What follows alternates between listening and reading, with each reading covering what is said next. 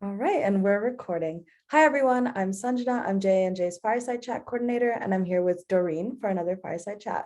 Doreene, thank you so much for joining us today. Thank you. Thank you for having me. Of course. So to start off, can you please share a bit about yourself, including your educational and professional backgrounds, and the path that you took to get to where you are today? Sure. My name is Doreene Bennett. I'm an external affairs specialist at New Jersey American Water, and I've been here with the company for 21 years. Most of my experience has been in human resources. And this position that I'm currently in, I've been in this role for about 3 months. So short time, but not short time with the company itself.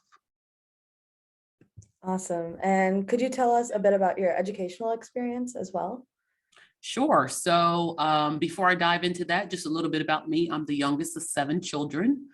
My father raised us. Unfortunately, my mother passed when I was a baby. So I had the beauty of learning from 6 other siblings, kind of what to do and what not to do.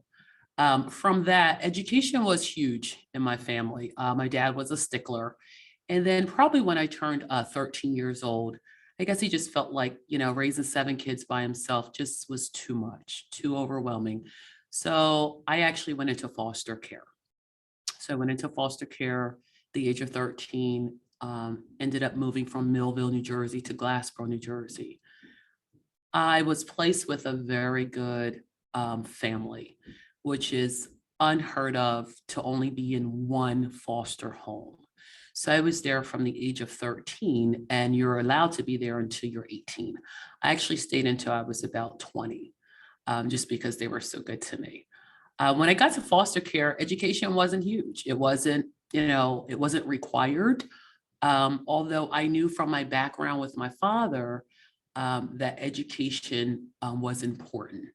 So what I ended up doing is after I graduated from high school, I ended up going to Harris School of Business. That's in Cherry Hill, New Jersey. By taking those courses and completing that program landed me a lot of really, really good positions. So put me in a great position to move forward, take those skills and apply them.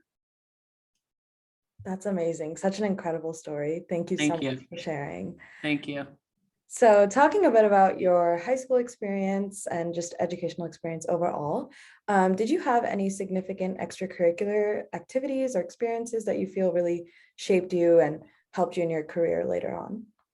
I do. So back when I was a kid, I remember none of my siblings were able to participate in any sports because it was just my dad, right? So he worked around the clock.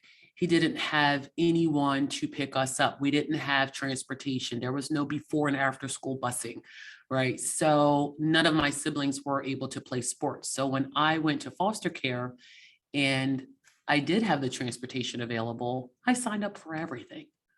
Was I good at it? Absolutely not, right? But I was like, I can play sports. I played basketball for 3 years.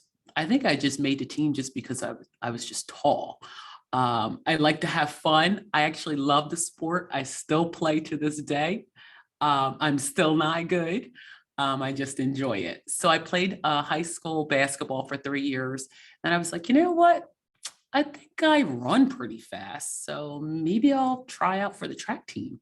So ended up running track, became pretty good at it, and started, I guess, to exude some leadership skills. So became one of the captains for the track team. I also was on, was involved in honor society. I was on student council. I realized early on that I was good at talking. Came very easy to me. So those are some of the experiences I had in high school, and I had a ball. I had a great time. Didn't want to leave high school. A lot of people was dreading going to school every day. I looked forward to going to school every day. I love that. Yeah. And I'm sure many students listening in can relate to being on teams or doing other extracurricular activities similar to what you did. And you're right. It's very important in just fostering your communication skills and leadership and teamwork. And no matter what job you land up in later on, you're going to see all of those skills and more in the workforce. So Yes, I totally agree. It goes a long way. And, I thought I was just having fun. I didn't realize that, when I played basketball for 3 years, it was really about teamwork. And no, were you going to win every game? Absolutely not. But it was, you know, what do we do different, right? Do we practice harder? Do we, maybe practice a little longer on our free throws? Where are our strengths and weaknesses? What can we do better as a team and make it work? Absolutely. I completely agree with that. So what advice would you give to young people who will be embarking on their professional lives soon? I absolutely love this question because, I wish someone had sat down and spoke to me. The advice I would give to younger adults is to do something that you absolutely enjoy. It has to be your passion. Don't do what your parents want you to do. My dad wanted me to be a nurse. I didn't want to be a nurse. I wasn't quite sure what I wanted to do, but I knew that's what I didn't want to do. Do something that you are going to enjoy for the next 50 years, right? Because you're going to be working for a very long time. The job I'm in today, I feel like I'm coming to work and getting paid to have fun. I absolutely love what I do. As I mentioned earlier, I have the gift of gab, right? I can talk to anyone at any time.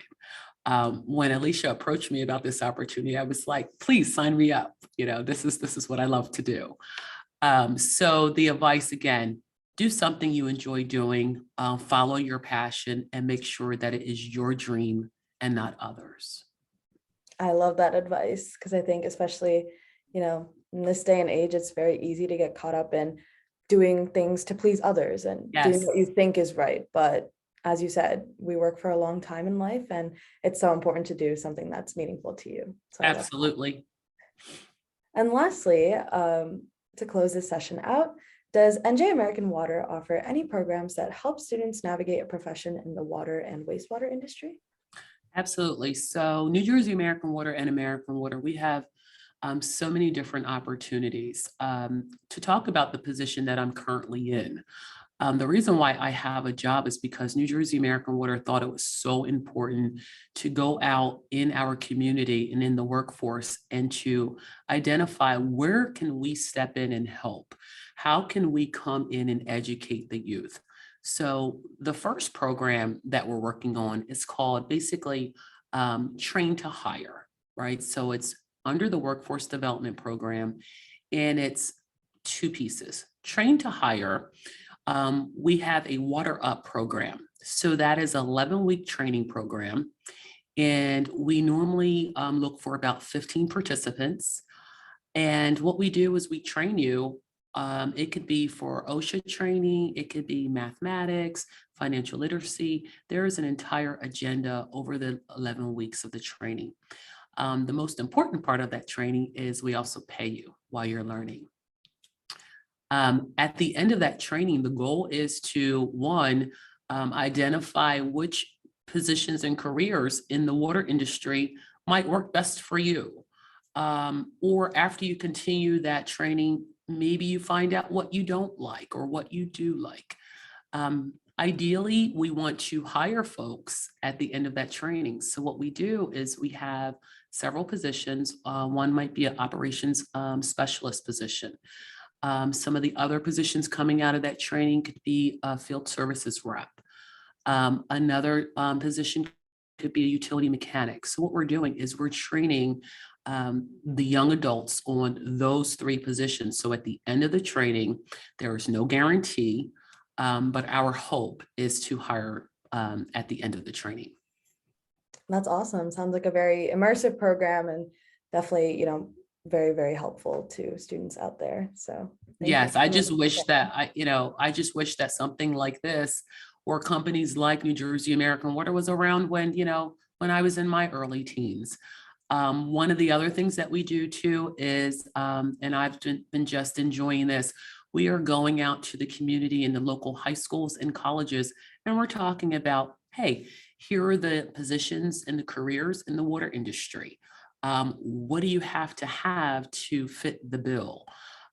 Here's the education path. If you are looking to go to college, that is great. If you're not looking to go to college, that's okay too. So we have some entry-level positions where if you just want to go right from high school, right directly into the workforce, you can do that as well. If you're on the path of college, maybe become an engineer, we have those positions available too. But there are a variety of positions available at the water company. I love this. Yeah, I didn't even know myself, so I'm glad that you brought it up, and hopefully people take advantage. I certainly hope so. Alrighty, so that brings us to the end of this session. Thank you so much for everything that you shared. It's been great, and I'm sure everyone listening in will take so much out of it as well. So thank you. Oh, you're welcome. And thanks again for having me. And remember, drink plenty of water. I love that.